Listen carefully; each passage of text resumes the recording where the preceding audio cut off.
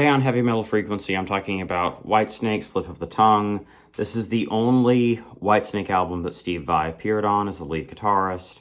There are reasons for that. You can look them up if you get a chance. I'll wait.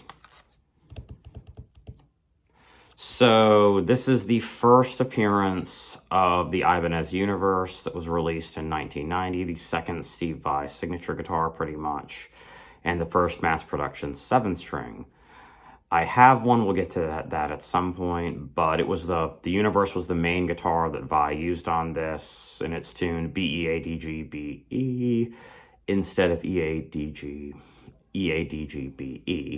and so under normal circumstances. And so that's really cool. There's a little more low end on some of the tracks. It's more apparent on a couple of the songs than others, but it's really cool that this is pretty much the genesis of 7-string guitars if you want to get down to it. And so one of the interesting things about this is some of the guitar playing that Steve does on this, you can hear it as like the beginnings of this evolved into his most popular, respected, and celebrated album, Passion and Warfare. David Coverdale also did some of the narration on Passion and Warfare. And so there's all kinds of interesting stuff involving, well, most albums recording and stuff, and this is no exception. You can look that up as well. It's really neat. Slip of the Tongue is really cool. The opening track, some of Steve Vai's creativity really shines through. It's really cool. David Coverdale is a very powerful vocalist as well.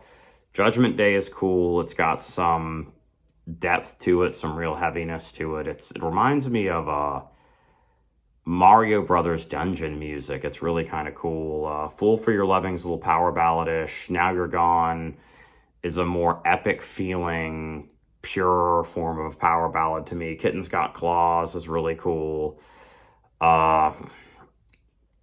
Kitten's Got Claws has like an extreme Nuno Bettencourt vibe to it.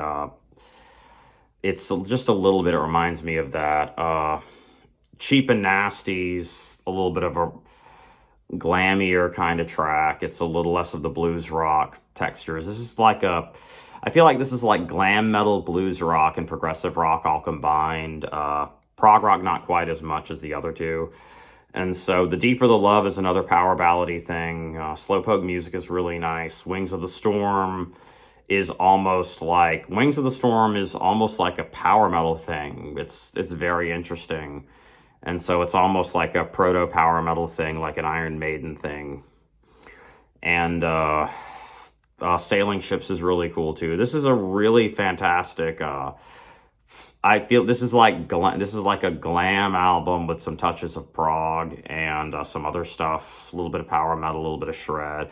It's really, really cool, and it's really dynamic for a 80s glam album into the 80s, 1989. And so I would highly suggest picking this up if you're into Whitesnake, if you're into Vai, if you're into something that's a little bit different than like a hair metal album, because this is fantastic, and just expect to spend a little more time with it than you normally would just because of some of the sheer dynamics. Thank you.